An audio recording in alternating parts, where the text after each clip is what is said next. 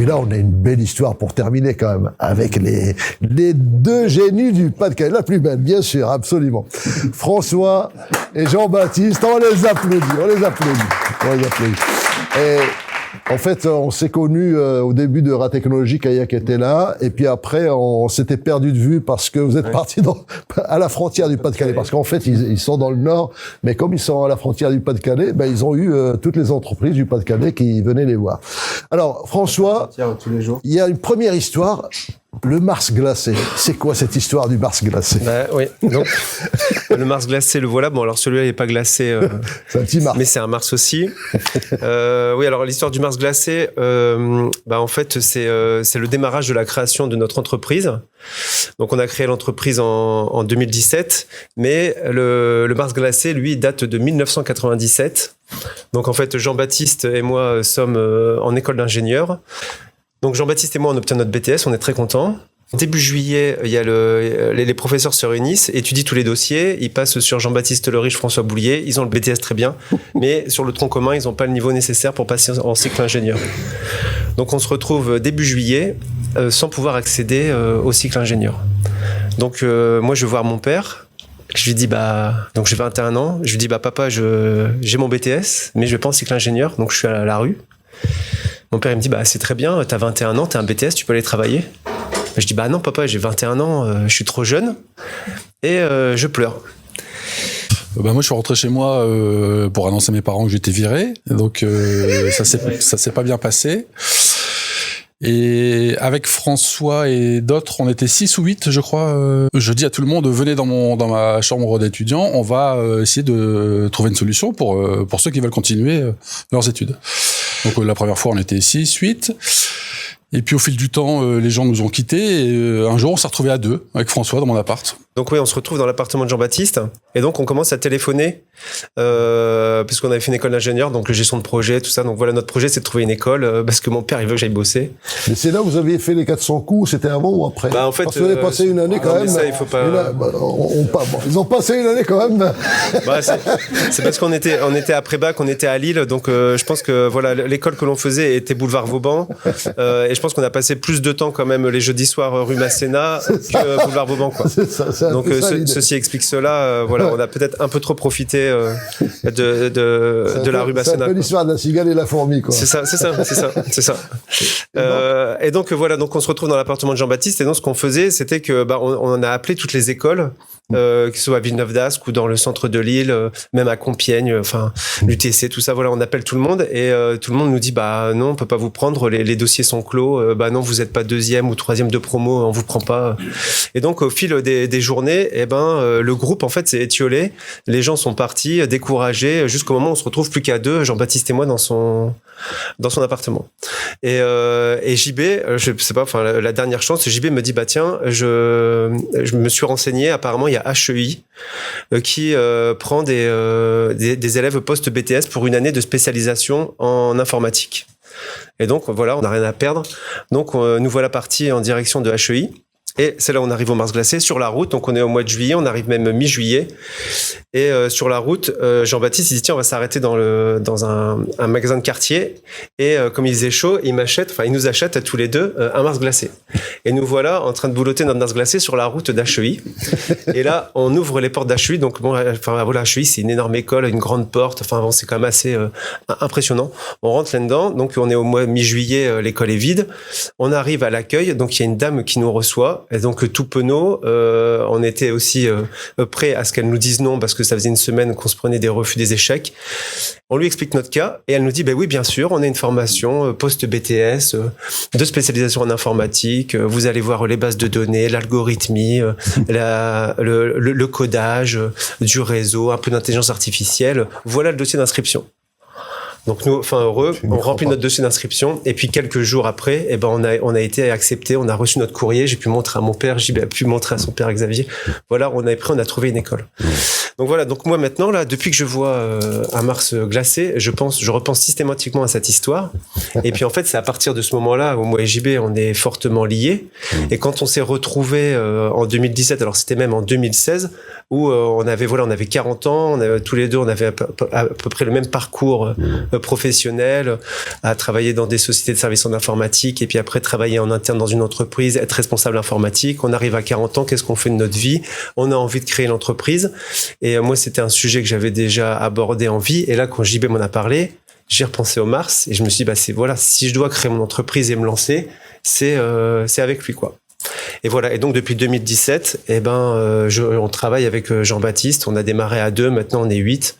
Notre entreprise, elle s'appelle Apasys. On fait du développement logiciel pour des entreprises, principalement des industriels des Hauts-de-France.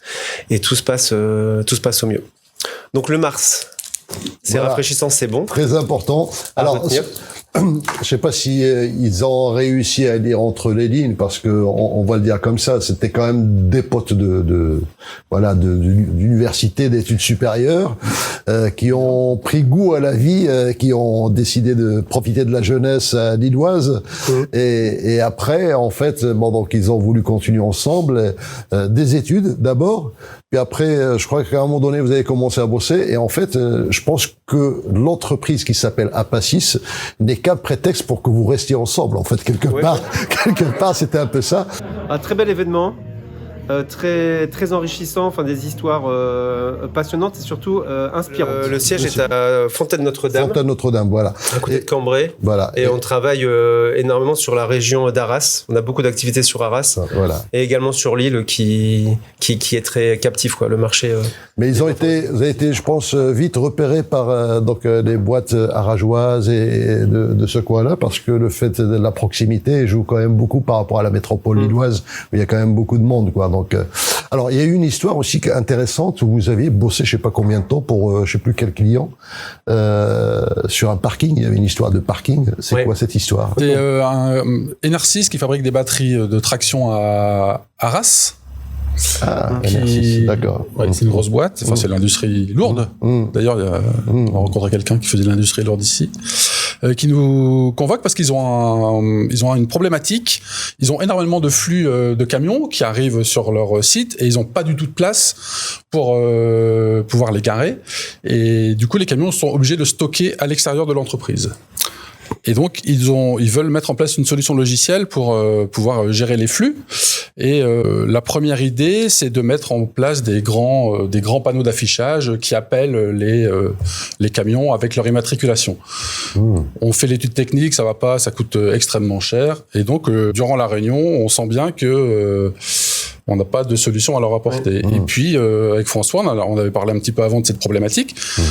Et on leur propose de remplacer les écrans par des envois SMS sur les téléphones des... Donc toute une application qui permettrait d'être... D'accord. Et là, en fait, le DSI, je me souviens, ses yeux brillent, il dit oui, c'est super, on met ça en place. La vraie histoire, c'est qu'ils ont déjà bossé un bon bout de temps sur l'histoire des panneaux, c'est ça, en fait, et qu'à un moment donné, vous êtes retrouvé dans une réunion et le client a dit finalement non, on va pas le faire. C'est ça. Donc c'était au moins la 4e réunion. Enfin, c'est vrai qu'on y avait passé du temps. Un mois là-dessus. Réunion de go no go. Les bouclés, quoi. C'est le bouclage. Informatique avec qui on travaillait, et puis le directeur de la supply chain. Et puis là, le directeur de la supply chain, il s'assoit, il nous dit, il y a plus de projet parce que le parking, il a disparu. Parce que l'entreprise veut faire une extension de ses bâtiments, et donc on va le faire sur ce parking. Donc il n'y a plus de projet. Et donc nous là on était sec. Enfin, oui, c'est parce que voilà, on en avait travaillé avec JB et puis on avait essayé d'anticiper un peu les questions ou les remarques. Et si on n'avait pas pensé à ça avant, si on n'avait pas un peu anticipé les problèmes ou ce que peut nous dire le client, ou proposer d'autres alternatives, quand le client nous a dit il n'y a plus de projet, on serait reparti, c'était fini, quoi. Et là on a su rebondir. Et puis là c'est là où le directeur de la supply chain, il était content parce qu'on lui a apporté une solution à son problème. Et donc là c'était banco et puis l'affaire était. Et c'est un client que vous avez encore aujourd'hui. Ouais, l'application elle tourne. Comme quoi, ça se joue à peu de choses. Hein. Dans une réunion, si on n'a pas l'idée qui permet de rebondir, on a loupé carrément le coche sur autre chose. Très peu de choses. Très bien. Je sais que Apasys, il y a peut-être une question. Oui, une question. Je sais pas si ça m'intéresse. Oui. Je rebondis ce que disait Jean-Baptiste par rapport à la complicité qu'il y a entre les deux. Oui. Moi, elle m'intéresse parce que je suis associé aussi. Oui. Et l'idée du SMS, etc., elle a mûri évidemment avant. Mais le fait devant rester sec, comme vous voulez dire, est-ce que tout de suite, par votre complicité, vous avez compris que vous allez proposer rapidement? Parce que le fait qu'il le dise, c'est que c'est très important. Il le dit tout de suite que c'est votre complicité qui fait que il y a une potentialisation de votre business et de votre vie. De toute façon, c'est super de travailler avec quelqu'un avec qui on est en totale complicité, même si vous êtes sûrement différents. Mais en quoi cette complicité, c'est carrément ça. Ouais. En quoi elle vous aide vraiment?